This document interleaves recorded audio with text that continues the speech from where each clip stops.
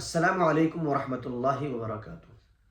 حاضرین ناظرین، خواب جو ہوتا ہے وہ عام طور سے دو طرح کا ہوتا ہے۔ ایک خواب وہ ہوتا ہے جو انسان نیند کی حالت میں دیکھتا ہے۔ جب انسان سو جاتا ہے تو اسے خواب پڑتا ہے، اسے خواب آتا ہے، اور وہ خواب کبھی اچھا بھی ہوتا ہے، کبھی خراب بھی ہوتا ہے، کبھی کچھ دیکھ لیا، کبھی کچھ دیکھ لیا۔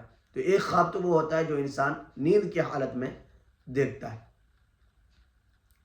اور ایک خواب وہ ہوتا ہے جو انسان حالت بیداری میں دیکھتا ہے۔ اور یہ خواب جو ہے ایسا خواب ہے جو انسان کی نیند اڑا دیتا ہے، جس سے انسان کی نیند اڑ جاتی ہے، اسے نیند نہیں آتی، اس لیے کہ اسے اس خواب کی تعبیر کو یقینی بنانا ہے۔ جو خواب سوچ رہا ہے اور جو خواب اس کے دماغ میں ہے اسے حصول کی کوشش کر رہا ہے، تو اس کی نیند اڑ جاتی ہے۔ تو ہمارا فوکس، ہمارا خواب آخرت ہونا چاہیے، آخرت کی تیاری ہونی چاہیے، آخرت کی طرف ہونی چاہیے کہ آخرت میں ہم کیسے کامیاب ہو جائیں، آخرت میں کیسے ہم جہنم سے بچ جائیں، جنت میں چلے جائیں۔ اگر آپ کا خواب ایسا ہے تو آپ کامیاب ہیں۔ حضرت مولانا یونس صاحب جون پوری رحمۃ اللہ علیہ ایک مرتبہ مکہ مکرمہ میں گئے۔ مکہ مکرمہ جانے کے بعد ایک کتب خانے میں گئے تو ان کو ایک کتاب بہت اچھی لگی، تو انہوں نے سوچا کہ اس کتاب کو ہم خرید لیتے ہیں۔ جا کر کے کتاب کی قیمت معلوم کی تو بیچنے والوں نے بتایا قیمت۔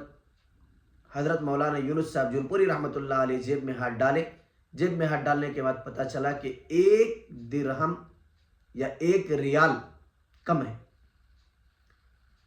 حضرت رحمۃ اللہ علیہ نے ریکویسٹ کیا بیچنے والوں سے کہ آپ مجھے دے دو، میرے پاس 1 ریال جو ہے کم ہے۔